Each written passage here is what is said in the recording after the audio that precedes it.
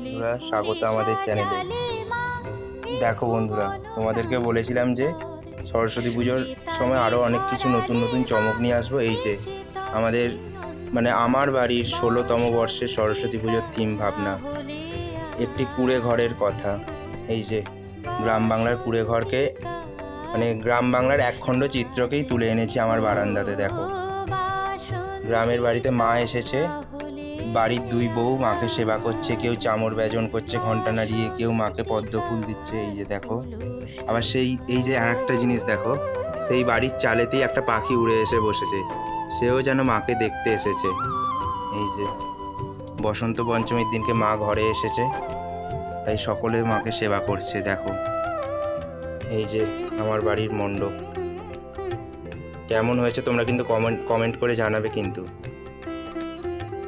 ভালো লাগলে অবশ্যই লাইক করবে, চ্যানেলটাকে সাবস্ক্রাইব করবে। আরও অনেক কিছু নতুন নতুন চমক নিয়ে আসছি।